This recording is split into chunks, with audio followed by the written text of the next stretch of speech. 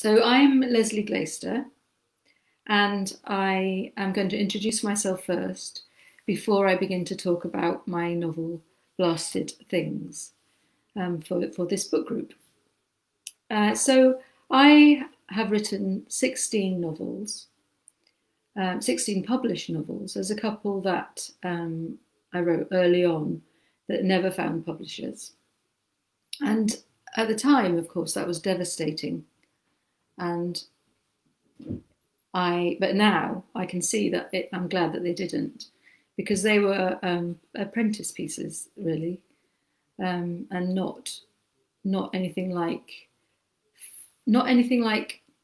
achieved. Although I think they probably had some strong points, but it was devastating. And in those days, of course, which this is back in the late 80s, it was a matter of posting a manuscript off and getting it back with a massive thump through the letterbox. And that thump through the letterbox used to send desperate shivers through me and made me feel really desolate. And still somehow, sometimes, if I hear something coming through the letterbox or landing with that particular kind of hollow thunk, I get that sense of desolation, even if it's a Christmas present.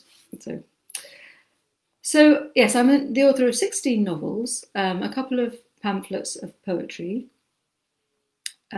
many short stories, some radio plays and some stage drama, although I haven't done any drama for quite some time now. And so for a big portion of my life, writing has been what I do. It is me, and I feel as if when I'm not writing, or when I haven't got something imaginative going on in my mind, then I'm not really firing on all cylinders. So that's been going on through my life. But for a long time also, I've been a teacher of creative writing. And some of that has been rather a sense of resentment, perhaps, that I've had to do something else. But I've come to realise in the last few years that actually it's a really important strand of my life.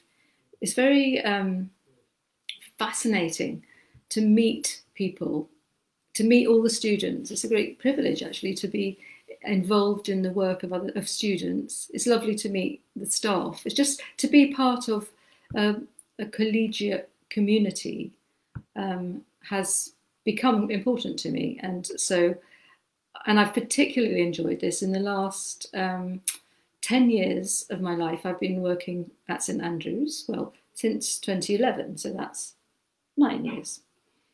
And I work part-time. I teach an undergraduate course in writing prose, and I teach postgraduate as well. I teach MLits and MFAs, and I have supervised on the odd PhD as well. And I've been asked, actually, I've got several questions to answer, and I'm happy to answer any others that come in.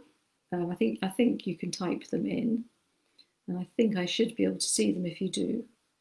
But anyway, one of the questions I've already been asked by Sue Hill is, how do you juggle teaching at uni and writing?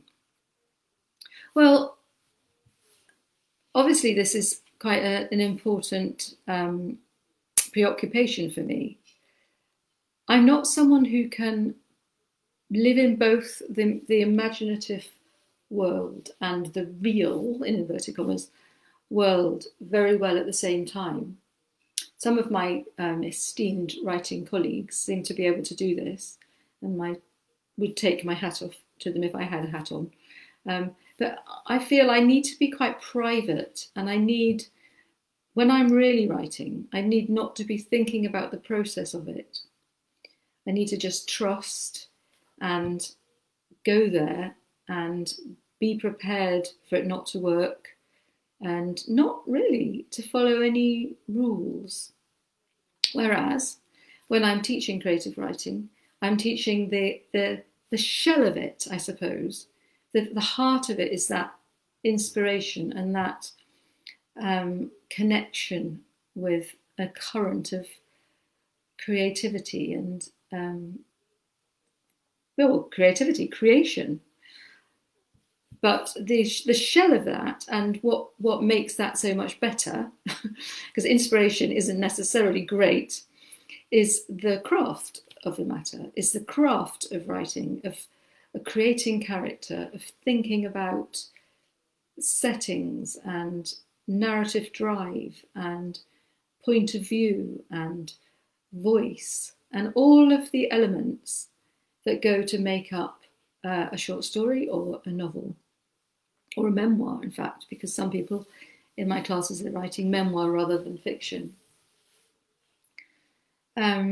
So I can teach those things. I know a lot about how to organise those things in certain ways.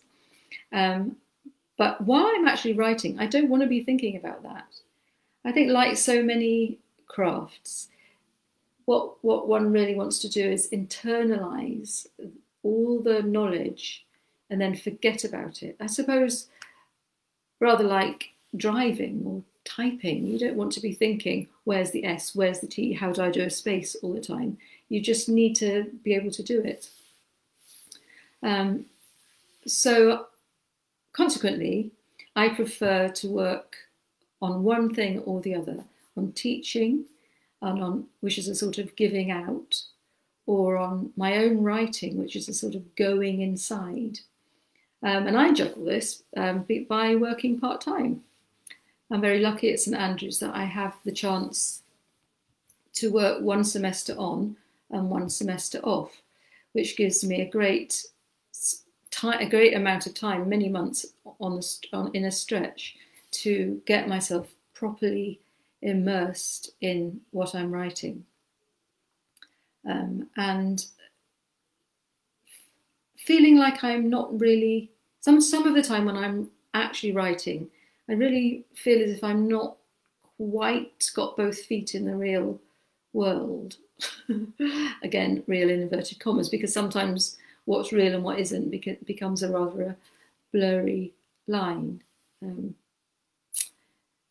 Anyway, so that's the way I juggle it, is by trying not to do both the things at the same time. Although inevitably, sometimes I'm at a point with writing where I just can't bear not to. I'm really talking, when I talk about that state of mind, about the first draft of something, about getting it down on paper and catching it. It's quite a stressful time when you have written several chapters and are getting into the narrative, but you don't know if you're ever going to be able to finish it. And so during that stretch of time, I can't really properly relax. I can only relax when I get to the end. Once I've got to the end, I breathe a huge sigh of relief, because there is something there now to work on.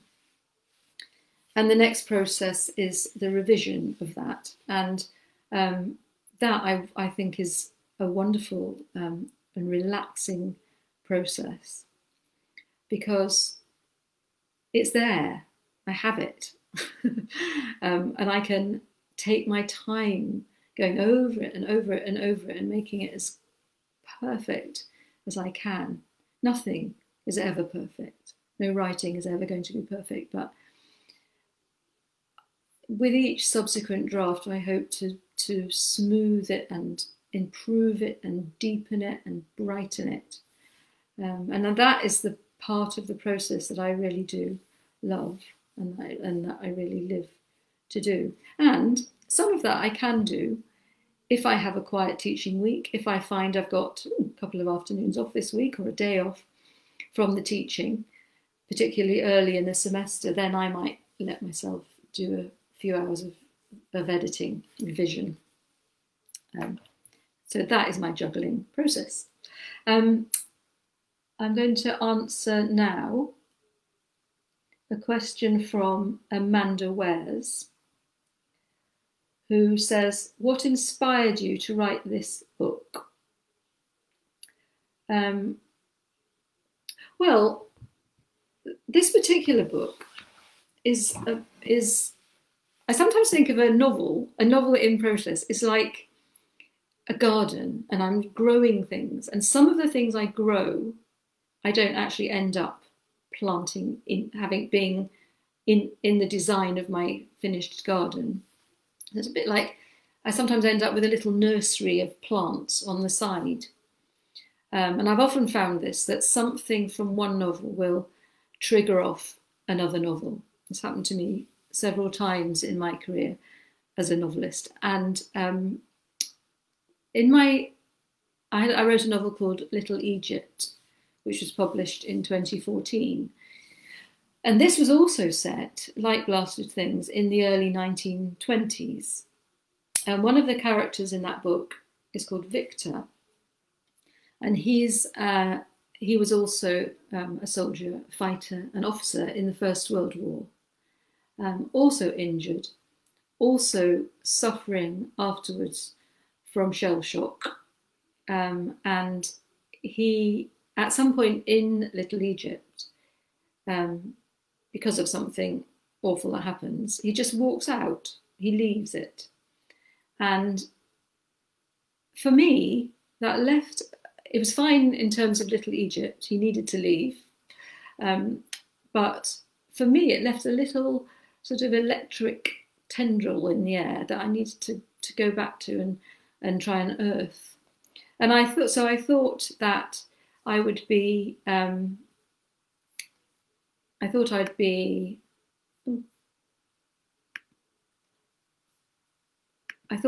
sorry, am I still, this is still working? Yes, sorry, got a big message on my screen then.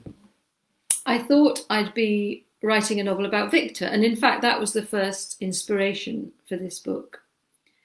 And I carried him around in my head for a while, wondering, what did he do? Where did he go?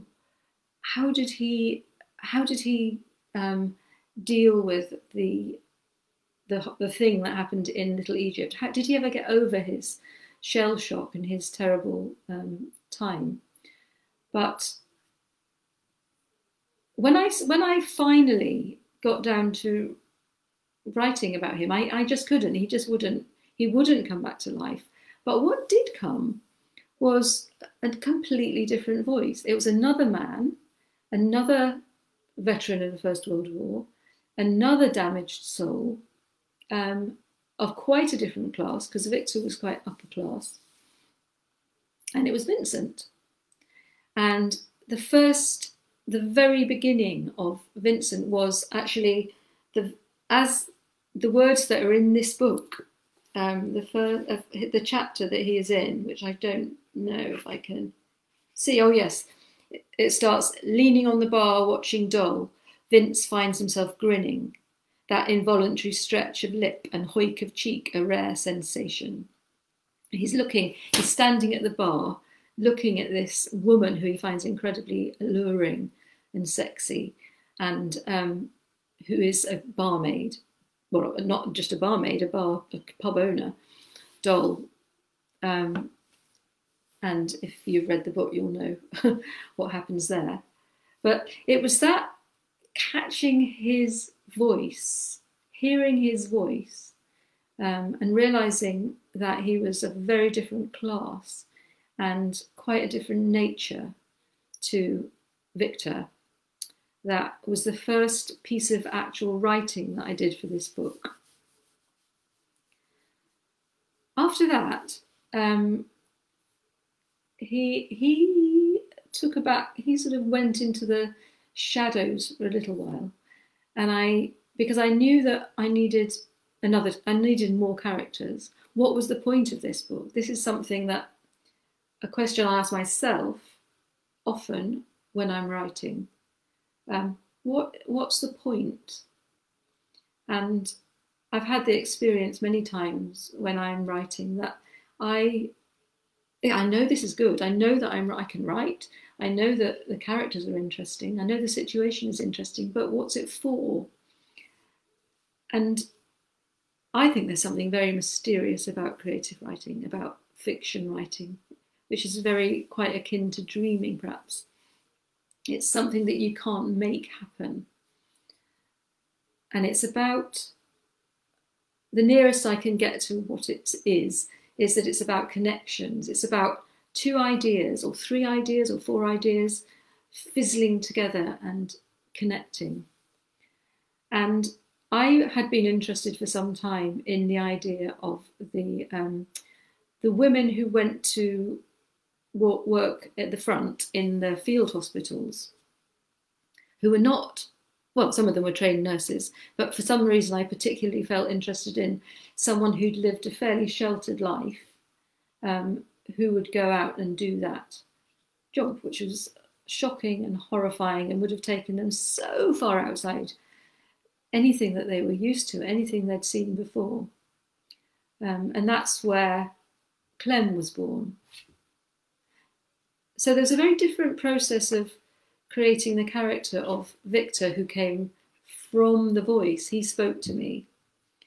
And Clem, who I had to think about much more and try and create. And in fact, I wrote a big chunk of the book, about, I don't know, 20, 30,000 words about Clementine, before the war, building up to the First World War, having a fiance who was killed. But I started to feel this is all so predictable. If you write about someone just before a world war, who gets engaged, then you kind of, really that the fiance is going to be killed. It's too obvious. I began to feel it was quite plodding in some senses. And then someone in the family was quite ill, and I got involved with other stuff that took a lot of emotional energy away. And I kept trying to write this novel. I kept trying to do at least an hour a day, see. But I think I sort of worked myself into a black hole. It just stopped working. It just curled up and hid its eyes from me. So I left it for a long time. And when I eventually went back to it, quite a while later, I scrapped almost all of those words. But I was left with the idea of this woman who goes to serve at the front, Clementine, and she's running away from something. She's running away from a man, rather than running to a man, or rather than something sort of romantic. It's kind of unromantic. She's running away from Dennis, and who doesn't like the idea of her being faced by the horrors of the war, and he doesn't want to go himself. And so I had these two characters, and what really was, to answer this question finally, about the inspiration for the book, was the fizzling of tension between these two characters of different classes, different outlooks, but after the war they're both damaged in different ways. Vincent, physically and mentally damaged. Clementine, just kind of something is broken inside her because of the war, because of the horrible things she's seen, because of the awful thing that happens to her with Powell, her Canadian lover. So that's where it came from, really. It's the tension between those two, and my feeling that I needed to explore. I needed to look at that. I needed to think, what is that tension? It's not actually an ordinary love story. Is it about love? I don't know. It's sort of love, but it's not romantic. It's more about some other kind of need that has been embodied in them by both their experiences of war. So I'm also, so the question is what inspired me to write this book. And an interest I've had before, which I hadn't really realised that I was meeting up with that interest, is in the effects of war, the after effects of war, on people who've been through it. And I don't really mean the big, obvious losses and injuries and so on. I mean more the private warpings and distortions that it causes.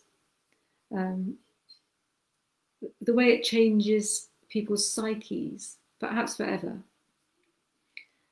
Or perhaps not forever. Perhaps people have to find ingenious ways to make their life work, to meet it in a different way.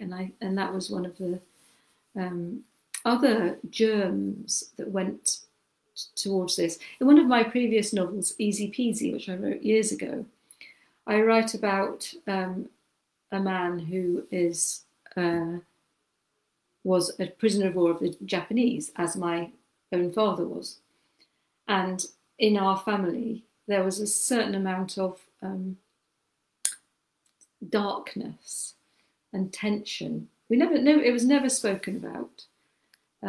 It was, and I never even thought about when we were children, my brothers and sisters and I. But there was something there that was never spoken, and it was huge, and it was dark, and it caused a lot of tension and screwed us up in some small ways, I think.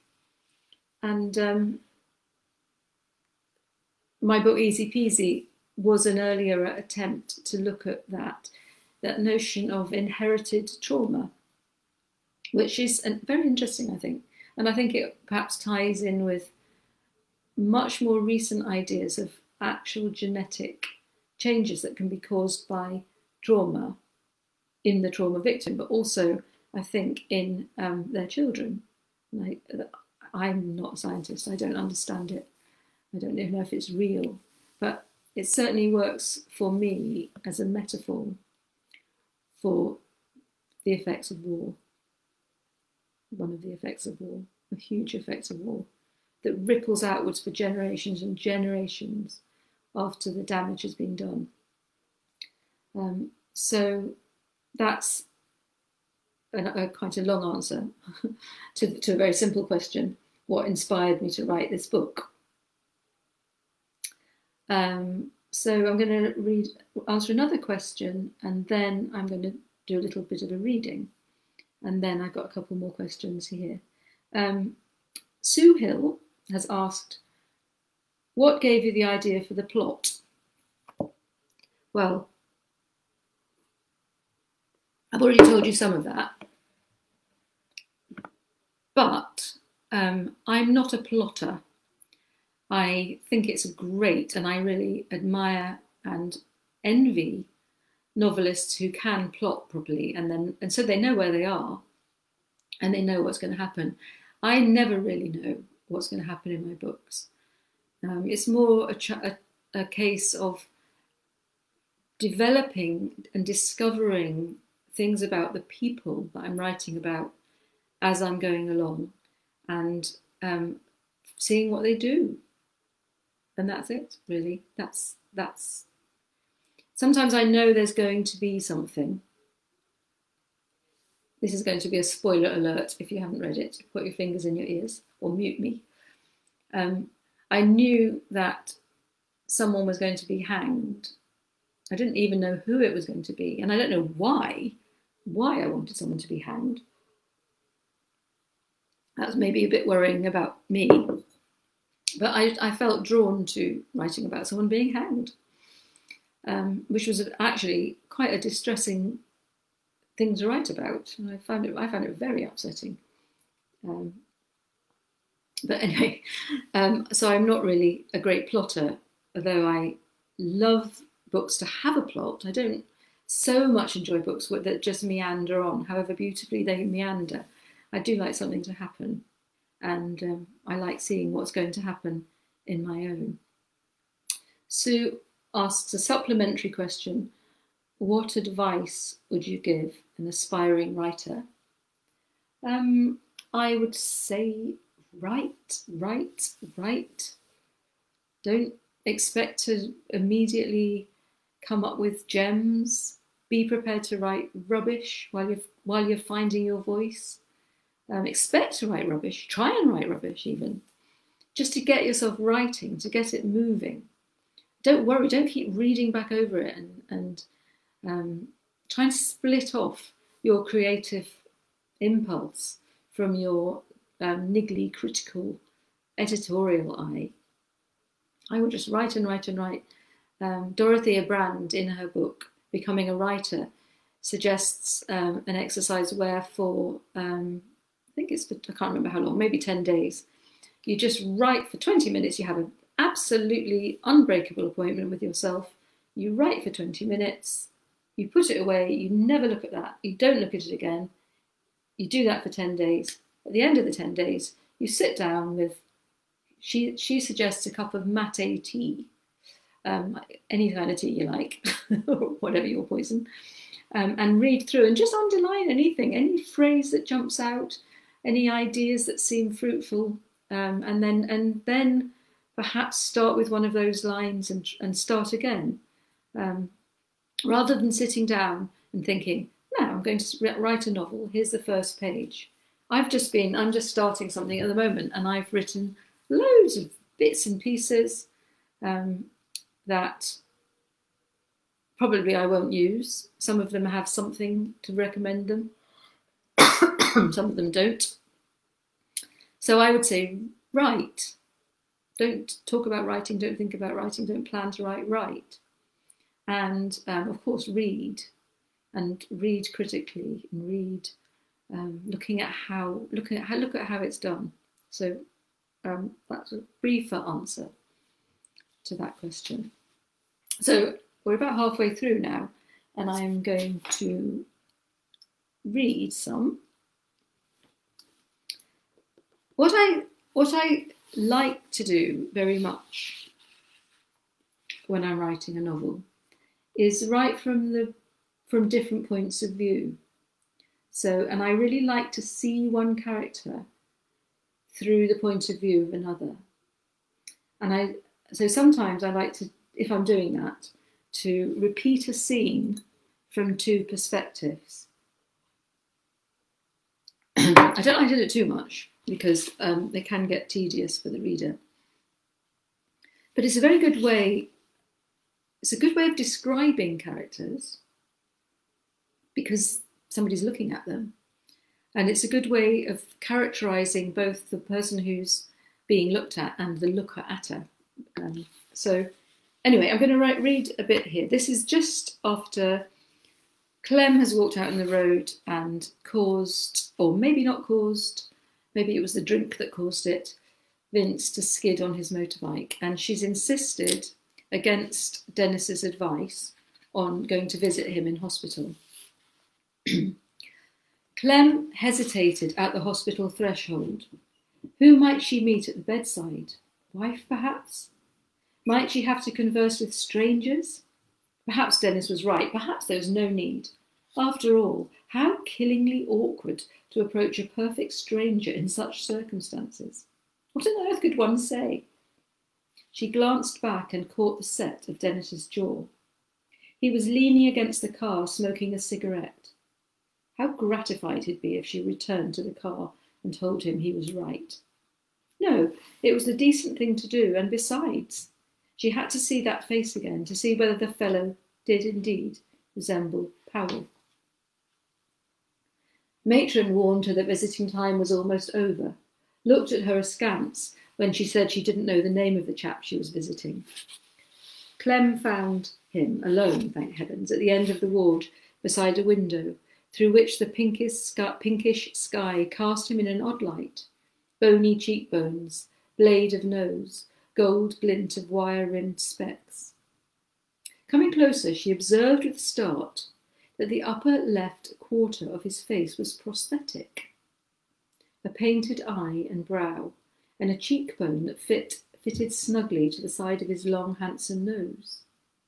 The glass in the spectacles that held the prosthesis to his face was broken.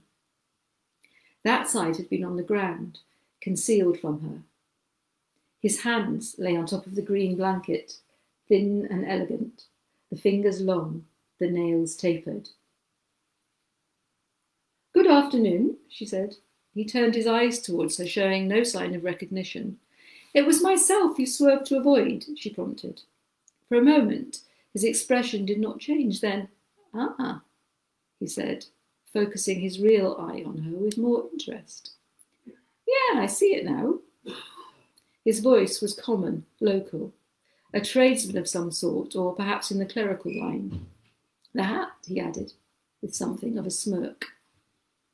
The iris of his good eye was a curious pale grey, almost silver.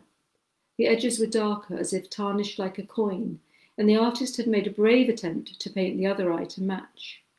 The eyebrow had been finely painted with the most miniature of brushes, the most delicate of strokes, but it was a shade too yellow. The blank eye gazed beyond her. Sucking in a breath, Clem said, "I wanted to call and, well..."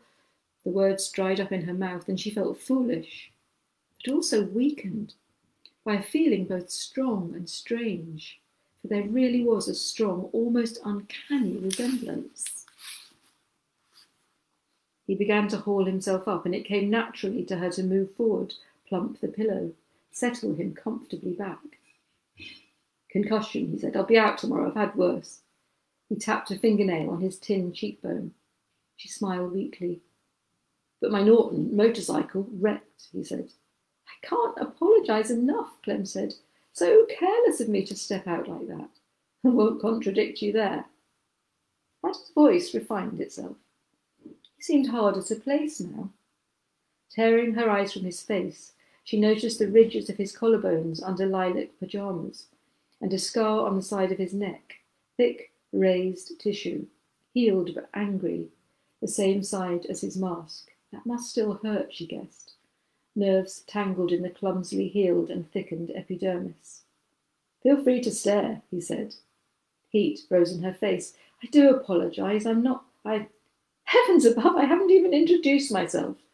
She held out her hand. "Clementine Everett, Mrs. That is, I'm married." He lowered his head in a single nod, the corners of his mouth quirking with amusement. Like Powell's mouth, though wider, the lips narrower. Languidly, he held out a hand. "Pleased to meet you, Mrs. Married Clementine Everett. Oh, by the way, are you by any chance married?" The nerve of him! But to her own amazement, she found herself laughing. A bell drilled out the end of visiting time. "Well, might I offer to pay for repairs to your motorcycle?" she said, taking his hand. "It seems the least I can do." He hesitated. His natural instinct was to refuse the offer, she could tell. "In fact, I insist," she said. "I shall chain myself to your bed if you refuse." His real eyebrow rose. "Well now, that sounds tempting."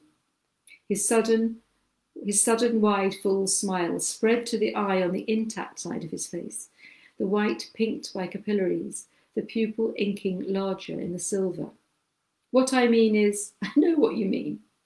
They looked at each other for a moment, and now she squirmed under his scrutiny, in which there seemed a sort of challenge. A stranger, he had teased her and made her laugh.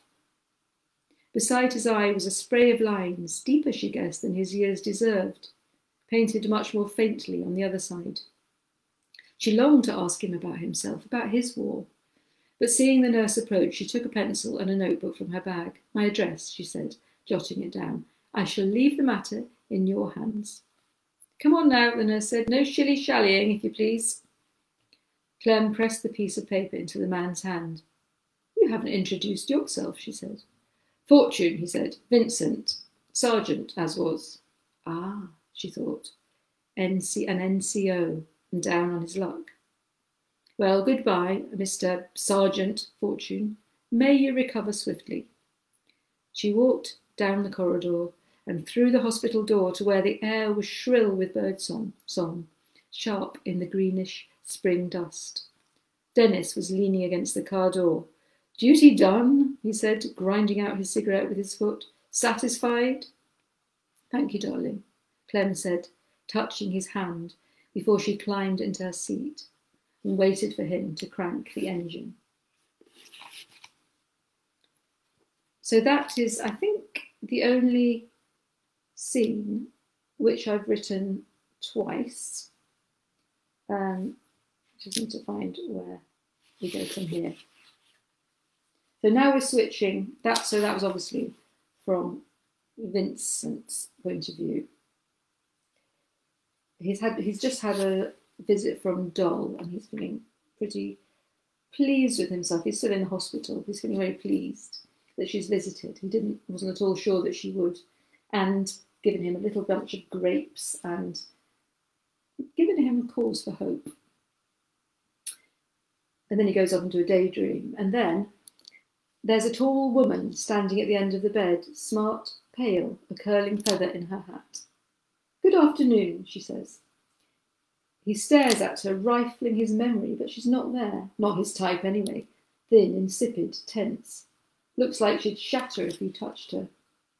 Silvery flakes float in his vision, one of his heads coming on, hardly a surprise. This afternoon, she says in a colourless voice, it was myself you swerved to avoid. Interest snagged, he begins to sit up, dizzy with the movement, and she's there, plumping the pillow for him to lean back on. He sees the recoil as she clocks the tin plate with its scratch and its bust lens. You get used to it. Everyone does. Even Dole did it at first. You steel yourself. Ha! A joke there. Steel yourself to get it out of the way. He pretends recognition. Ah, see it now, the hat. His voice takes on the chill of hers, the intonation of her class. Ethel used to call him a chameleon, the way he changed when he met a person. Comes naturally. He can hardly help it. It's not a hat you'd forget, the feather curling from the back as if craning to see. Concussion, he says. Out tomorrow, I've had worse. He taps a fingernail on his plate, and her pale face gets paler still. She apologises for wandering into the road. The flakes drift like glitter in a kiddie's snow globe as he struggles to remember. It wasn't her that caused it. He's about to say as much, but she looks like someone with a bob or two. And he does need to get his Norton fixed. The way she's studying him, a little frown on her face.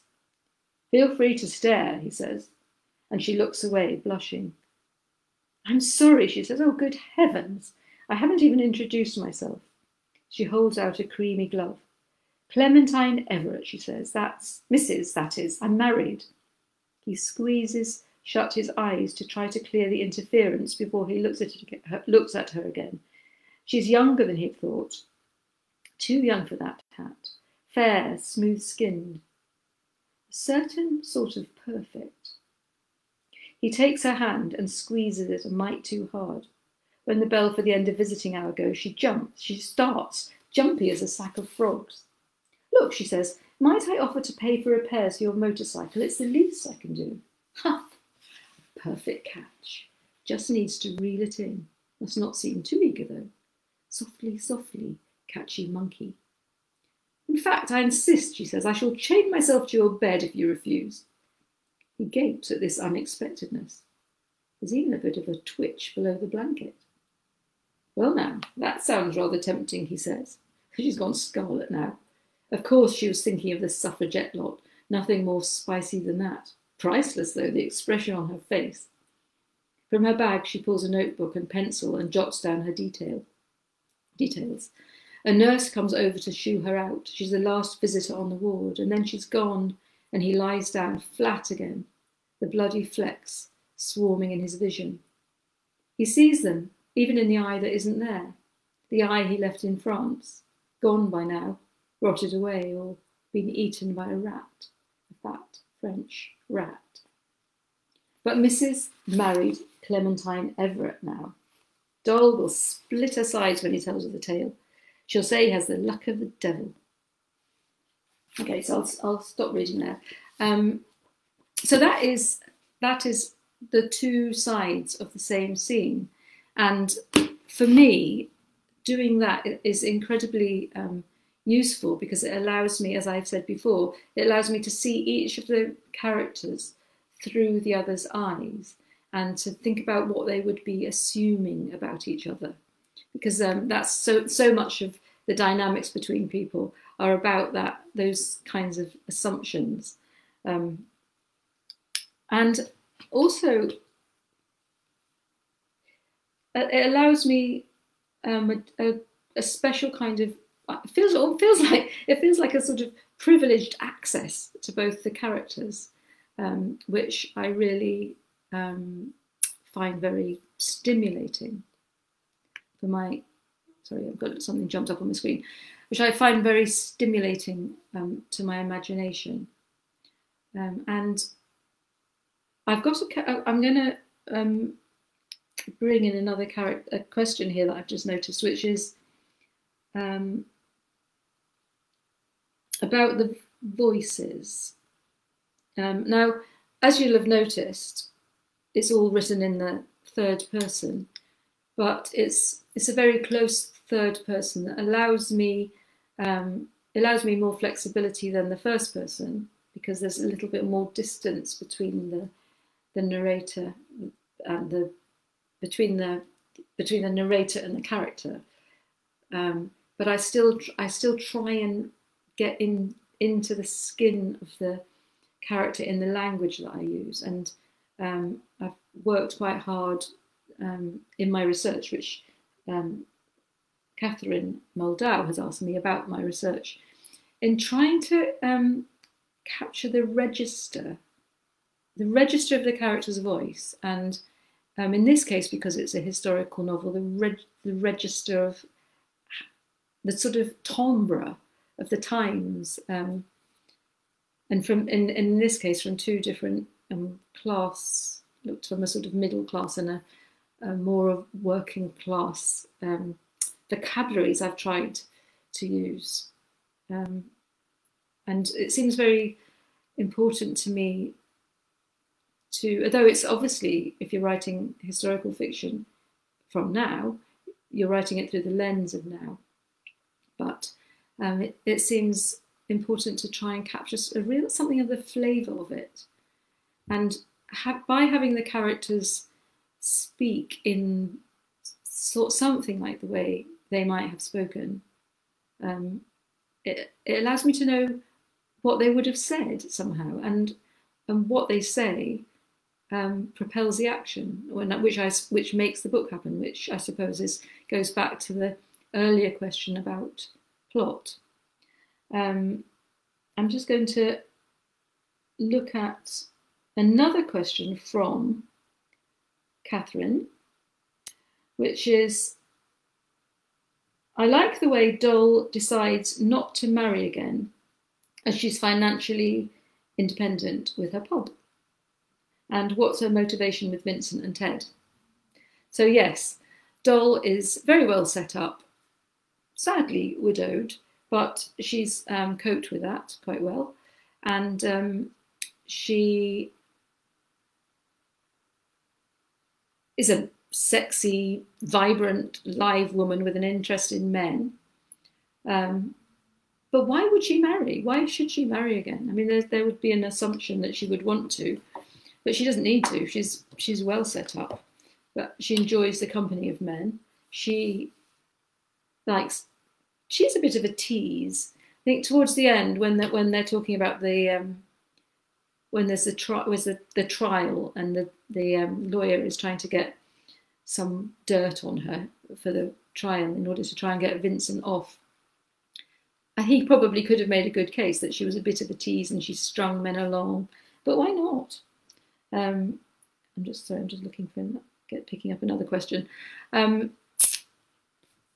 So she was, but with Ted, I think she simply wants to have a good time with him a little bit. She doesn't feel that she's made any kind of commitment to Vincent whatsoever, so why shouldn't she? She's a free woman with a living. With Vincent, it's a little bit different because I think she makes use of him in her pub, but at the same time she feels sorry for him, and she likes him. So I think it's just that is what it is, and I'm very fond of Doll. I think she's taken, she's had bad luck, but she's sort of spun gold from it for herself in some ways. So I have sympathy for her. And sorry, I've got some questions here which I can't find. I'll answer another one. So Claire Russell has asked, what's my favourite book? So I'm not sure if by that you mean my favourite book of my own, or my favourite book that I've read. So I'll briefly answer both. My favourite book of my own is always the one I'm working on. The one I'm working on at the moment, I have no title for yet. So early in the day. It's not even a baby, it's a fetus. But it is twitching. It is there, it is alive. And so that's my favourite book at the moment. I have to say, I like Blasted Things. No book ever comes out exactly as a writer intends, I don't think. Certainly none of mine have. I think if it did, if one achieved that perfect book, then what would be the point of carrying on? There's always need to feel it can get better. I have a sense when I'm writing a book of a space to be filled, of a particular shape. And as I'm writing into that space. And I think Blasted Things has nearly done it, not quite. There are things I won't say. There are some things about the book that I could imagine being done differently now. And so that gives me a real spur for the writing of the next one. Yes, so I'm also very fond of, I like Little Egypt, and I liked Now You See Me and Honour Thy Father, and I like them all in different ways. Some of them I'm more disappointed with, just like children. Not that I'm disappointed in any of my children. And the book my favourite book of other people's, that's very hard because it varies. Sometimes when I'm reading a book, I think this is my favourite book. But just some old chestnuts that I often feel very, very, that I love. Old books from the past. I Capture the Castle by Dodie Smith. Wonderful, funny, snappy, lively, surprising, everything I like in a book. The Good Soldier, Ford Maddox Ford. I love his playing with the unreliable narrator there.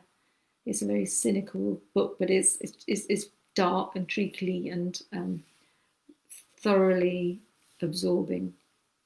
And one of my favourite writers is Elizabeth Taylor, not the film star, I hasten to add.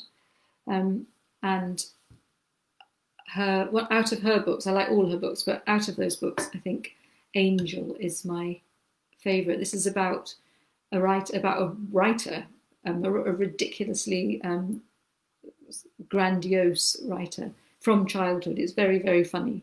It's the funniest of her books. And I don't think I've ever read it, and I've read it many times without both laughing out loud and crying. That's pretty good. So I'm just needing to look here at some more questions.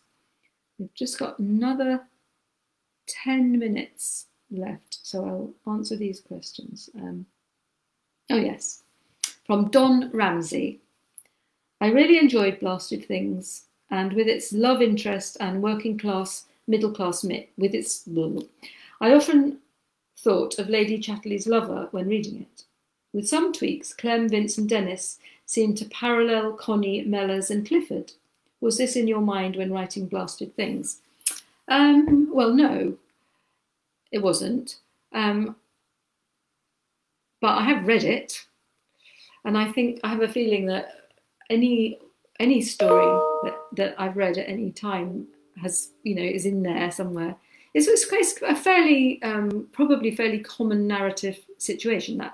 Very common situation, that what you might crudely call a love triangle. And like Lady Chatterley's Lover, there is that class element to it. But in the case of Blasted Things, I think really the point of it is not that. The point of it is that each of Clem and Vince have both been to war. They've both been at the front. Dennis hasn't. And although Clem defends Dennis, who's done great war work at home, it still means he hasn't been and she has been, and they're both very aware of that, and that creates some kind of tension in their relationship. And Vince and Clem have the attraction they have for each other is, as I said earlier, it's about something that's been stirred up in them by the war, maybe something that's been torn by the war that they want to try and fix. In Vince's case, of course, there's an element of what he can get, what's in it for him in this dynamic.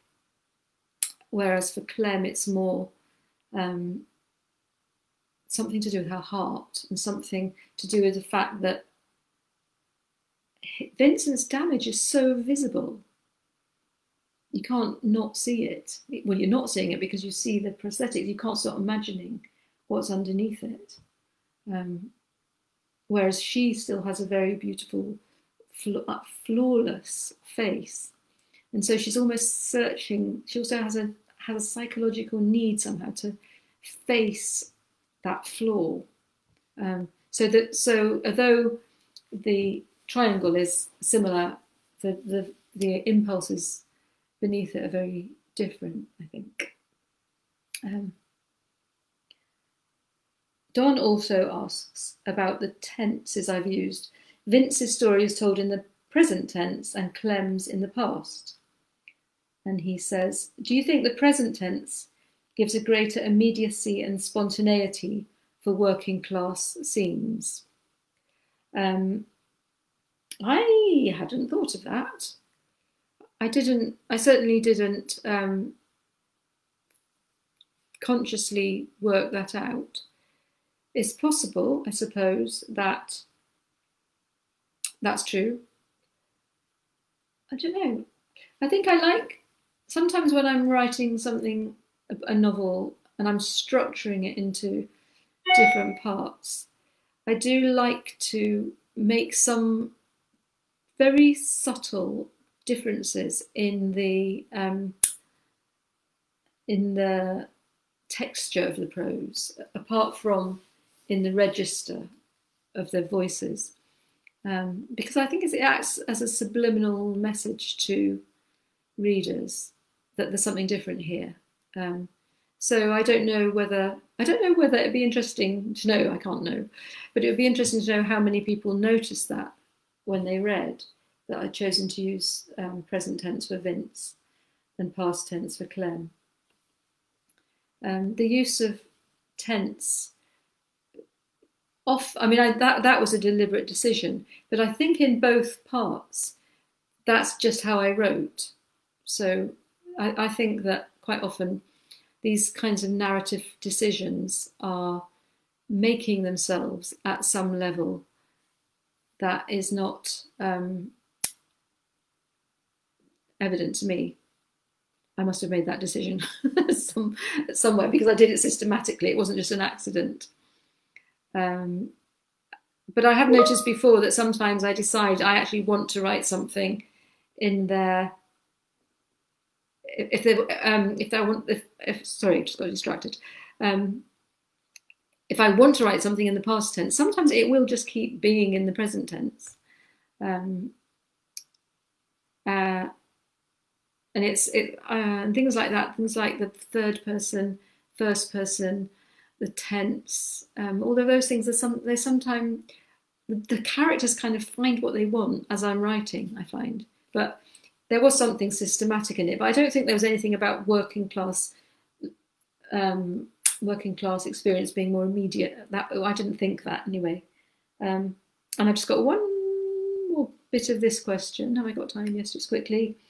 Vince and Clem, this is Don Ramsey's question again. Vince and Clem, in their different ways, were both blasted during World War One, and Vince was thoroughly blasted at the end. Did you let Clem off lightly?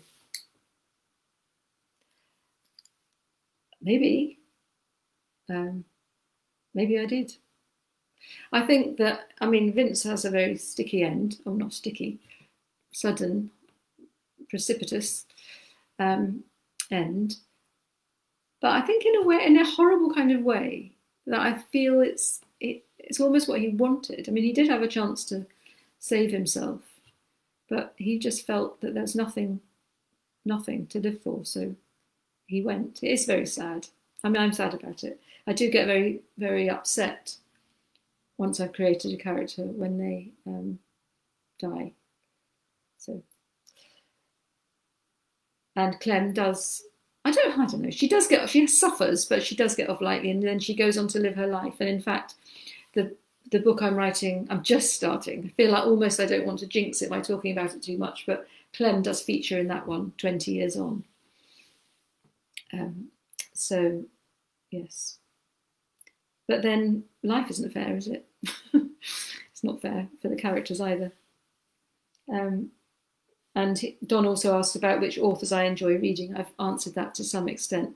Another little question just popped in then, asking, is there a follow-up to Aphra's Child? Aphra's Child is a young adult novel that I've written. There will be one day. That's all I can say about that. So we're just about coming to the end now. I hope that this has made sense and that you've been able to see me. I haven't been able to see anyone or see any reactions. So I feel as if possibly I'm talking to a void, but it's been lovely anyway. It's been very interesting, and thank you everyone who's watched, and thank you very much for the questions, those of you who gave questions.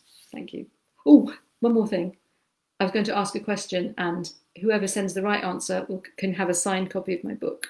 How many letters does Clem write to Vince? How many letters does Clem write to Vince? If you send in your answers to put them on this page on Facebook, or send them into the Alumni Association. Whoever the first one who gets the answer right and provides their address will get a book. Okay. So thank you very much, everybody. Night, night.